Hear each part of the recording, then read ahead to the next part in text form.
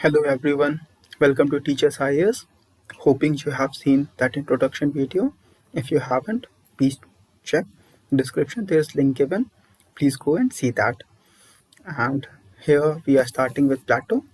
So in the introductory video, I mentioned that we will try to limit our videos to 5 minutes, but on Plato there is too so much content that which you can't skip. So this will go around like 15 to 16 minutes. So please bear with me and please forgive me for making a lengthy video, but we cannot skip this content and we need to revise. Okay, so let's start without wasting time. So what were Plato's problem? First, Athens' decline, and second was defeat at the hand of Sparta in Peloponnesian War. Athens was defeated by another city-state named Sparta in Peloponnesian War. And Greek society features at the time of Plato. It was hierarchical, ethnocentric, that is racist. They considered people outside Greece as barbarians, and it was agrarian society, patriarchal, and they gave preference to reason over religion. And Plato's objectives were to restore the glory of Athens and make Athens an ideal or perfect state. Plato's dialogues, his works are known as dialogues, and there are three main works: the Republic, the Statesman, and the Laws. And in this first book, the Republic, Plato is young, idealist, romantic, radical, utopian. And the Republic is constitution of Plato's ideal state. And in this book only, he gave the idea of philosopher king. We basically focus on this work only. And the other work is the Statesman. Here, the Plato is in a state of transition. And the third book is the Laws. Here, the Plato is a little mature politically, and he accepts rule of law as the best form of government. His approach as a thinker is idealistic, imaginative, perfectionist, utopian, and very radical. And Plato's methodology is dialectics. Dialectics is derived from word dialogue, and this method he has borrowed from Socrates, his guru. And there are three steps in dialectics. First is thesis, then there's antithesis, and the final is synthesis, where the differences are eliminated and the final theory emerges. Influences on Plato, four people mainly. There were other influences also, but he was firstly most influenced by his teacher Socrates, and he took the method of dialectics from him and the theory of knowledge. And it is famous statement of Socrates that knowledge is virtue. From Pythagoras, he was like geometry, maths. He was influenced with maths, and Pythagoras gave his theorem, and he was very much concerned about maths. So because of maths Plato was influenced from him, and geography and theory of soul was given by Pythagoras. Heraclitus, he said that change is the essence of this world. So according to him, the ideal word is that doesn't change, and that is the mm, mean where we should focus. And we should not focus on material things because they always keep changing. And Parmenides, he gave the idea of permanence. Socrates, he is considered as wisest man on earth.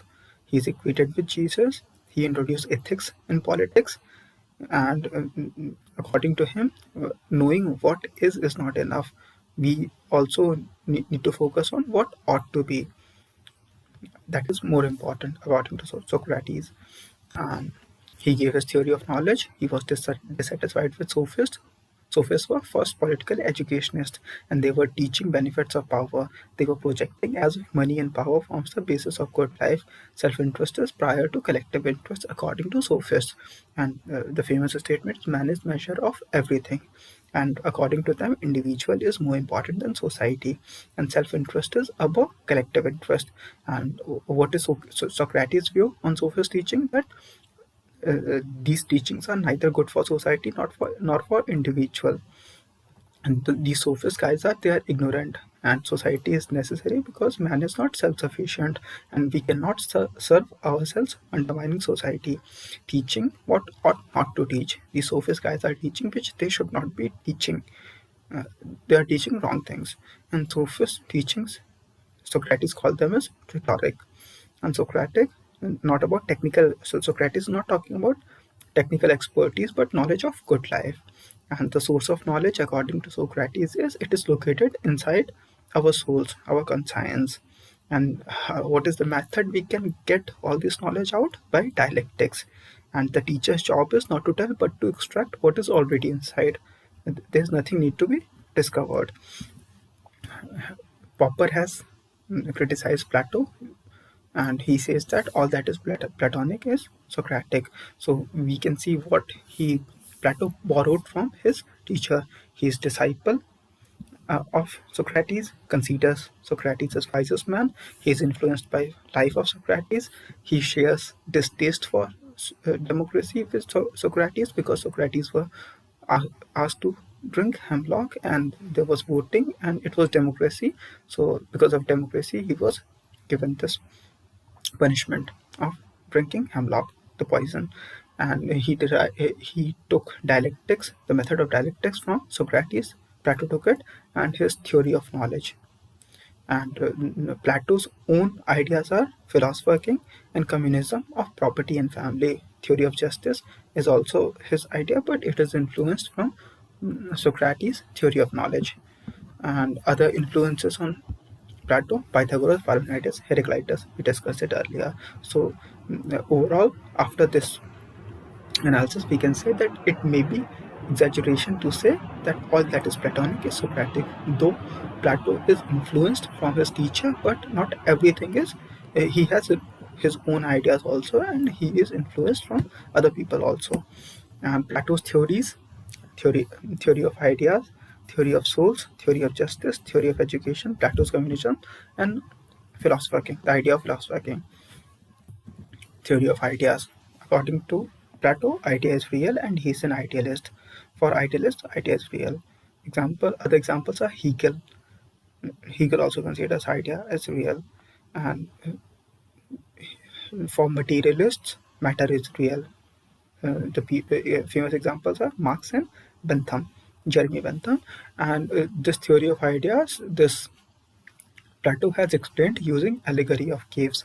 And what is his conclusion? Plato's conclusion is that man is considering shadow of reality as real.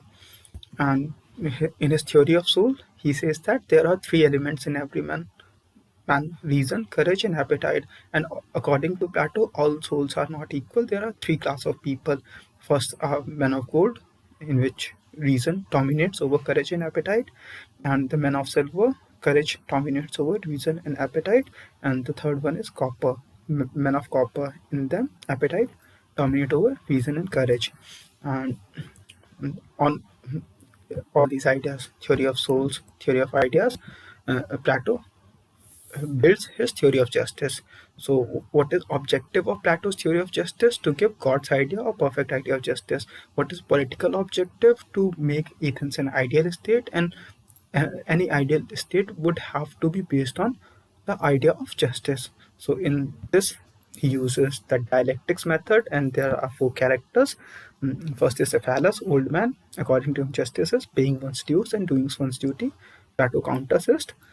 And in defense, Polemarchus, son of Cephalus, comes and he explains that it is doing good to friend and harm to enemy. Again, Plato counters it. And then comes Thrasymachus, he's a sophist, so according to him, might is right, and word understands the argument of power rather than power of argument. And again, Plato disagrees and calls Thrasymachus' theory as rhetoric. And the fourth person, Glaucon, according to him, justice is the interest of weak. And after all this discussion, Plato concludes that God's idea is just man and just soul, and that society is just where men of reason govern, men of courage assist, and men of appetite are involved in job of production, and none interferes in others' job. And people asked Plato that why you are giving the same ideas for man and state. They are different things. So Plato says that state doesn't come out of oak or rock. State is individual writ large. So if people are just, then state will be just. And if we do critical evaluation of Plato's theory of justice, So in reality, the society which will be established on these principles will be totalitarian and regimented society, because people are not free to choose what they wish to do. Okay, so now comes theory of education. He has given holistic view of education, 50-year span. So 0 to 6 year, it is primary education. The person will be taught music, gym, and um, gymnastics and moral stories for character building. The second is secondary education, from 6 to 18 years, and basic knowledge of all subjects. Then there will be higher education, 18 to 20 years. Compulsory military training will be there, and if you fail, you will be joining producer class. If you pass, you will get further higher education for 20 to 35 years, 15 years, and you will be taught philosophy, dialectics, and if you fail, you will join military class. And if you pass, there will be 15 years of practical training from 35 to 50, and after that you will be eligible to become a philosopher king. So again, people asked that there will be so many philosopher kings, but in a state there can be only one king. So how would you resolve this conflict? So Plato says that a state best governed where ruler is least interested to govern. So there will be no conflict between the people who become philosopher king, because they are becoming king as a part of their duty. They have no interest in becoming king. They have no interest in power. They only have love for knowledge, and they can happily devote their life just for knowledge. And this is the becoming king is not with what they are interested in. They just want to study. They are doing this because it is their duty. Okay, so critical evaluation, if we do so, common sense suggests that governance uh, requires common sense rather than special training, and the men must have interest in doing job which they are doing. Without interest, we can't. However good you are, if you don't have interest, you will not do that in a good way, perfectly as it needs to be done. Okay, so Plato's communism. So what is communism? It is there's common ownership, negation of private property. There's no property, and whatever there is, it is like shared between all the people. All people use that, and all people take care of that. So that is the idea of communism. And so Plato's communism, he suggests communism of property and family, and it is only for guardian class, not for producer class. Why not for producer class? Because it is neither needed nor possible. And people ask why not possible. So according to Plato, they are men of appetite, and they can't control passion for family and property. Therefore it is not possible for these people to contain their passion for family and property. And why not needed? So because they are not in the ruling structure, they are just producer, so it is not needed. And according to this communism of property, Persian class will not have right to property, because according to Plato, it is reason for corruption. And why communism of family? People ask. So Plato says because family is bigger evil than property. Okay, and the features of Plato's communism is marriage is not an institution beyond procreation. He doesn't consider marriage as an institution beyond procreation, and no people will not be having freedom to choose their partners. The state decides who marries who, and ablest of men and ablest of women will marry to produce best race, and the child which is born out of wedlock will be taken up by state, and the people can again go back to serve the state. And advantages of Plato's communism are that women can go back to serve the state. There is no difference between children. There's no difference between man and woman. Plato doesn't think that women suffer from any form of disability and considers equal. And if people are not knowing who is my children and who is other, so there will be no discrimination according to Plato. And according to Plato, education is primary mechanism, that is, education is sufficient. Education is primary mechanism for creation of ideal state, and communism is supplementary mechanism.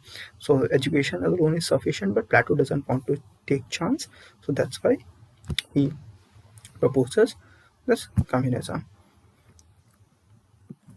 Critical evaluation of Plato, if we do all his these theories of communism and all, so his diagnosis is correct, but his prescription is wrong. He overlooks human psychology and undermines institutions like family and property.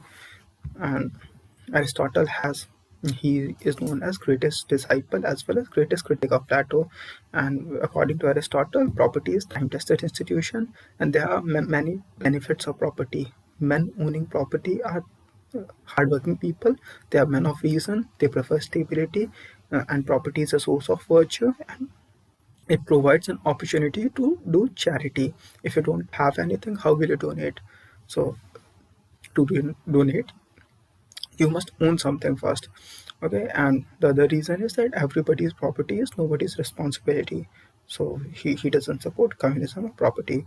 And regarding marriage and family, again Aristotle says that they are time-tested institutions and they provide emotional stability to people. And Plato is hardly progressive. He's taking us to barbaric ages, and everyone's responsibility is no one's responsibility. So no one would be taking care of those children. Okay, because self-explanatory statement. I don't need, I guess. And regarding philosopher king, Plato says that no law or ordinance is mightier than knowledge. And according to Aristotle, law is reason without passion, as passion is wild beast.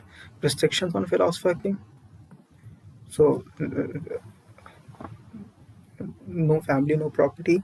These are restriction, and he is symbol of knowledge and sacrifice. And there's one other restriction, that he cannot alter the constitution of ideal state once he comes in power. Otherwise, there are no restrictions. So powers, there are no limit on powers. Why? Plato says that it's foolish to limit expert preacher of medicine with a book of medicine, and neither limited that philosopher king is neither limited by book of law nor public opinion. No law is mightier than knowledge, according to Plato. An advantage of philosopher king. So Plato says that uh, law represents average wisdom, whereas philosopher king has ultimate knowledge, and law may be rigid or silent. So we may have to depend on the knowledge of philosopher king. So there are no limits on philosopher king's powers, but those limits, only few limits are there. That is, he cannot alter the constitution, and he has to go through this communism of property and family. He cannot change the constitution once coming in power. And Aristotle has criticized this idea also, and according to Aristotle, law is reason without passion, and reason is inward looking, whereas law is outward manifestation of reason. Advantage of rule of law over reason. Law represents wisdom of ages, represents collective wisdom, and we should not sacrifice good for the sake of best, because best is unachievable. The difference between ideal and practical. Plato accepted limit of philosopher king in his book, the third book, and evaluation of Plato. So Karl Popper, Isaiah Berlin, and other liberal scholars call Plato as fascist. All these things which are given, these are questions asked on Plato, that comment Plato as first fascist, comment Plato as first communist, comment Plato as totalitarian thinker, comment Plato as enemy of open society. Popper calls Plato, Hegel, and Marx as enemy of open society, because Hegel inspired Hitler and Marx inspired Lenin and Stalin, and Plato as first feminist, and Plato as father of political philosophy. These are all questions which indirectly come. And Plato as father of political philosophy. Let us analyze. Uh, Karl Popper says that you can either be Platonic or you can be anti-Platonic, but you cannot be non-Platonic. And Western political thought is nothing but footnotes of Plato and Aristotle. And Plato told us that it is not enough to know about existing states. It is also important to know about ideal state, where the direction towards which a society should move. And he has shown that politics and ethics can't be separated. Good political life and good life are interdependent. Plato logically established, using dialectics, that study of idea is superior to study of matter, and he refined the method of dialectics which he borrowed from his teacher Socrates, influenced Plato influenced Aristotle, who is known as father of political science, and Plato and Aristotle have dealt with almost any idea in politics. And Plato's book, is encyclopedic in content.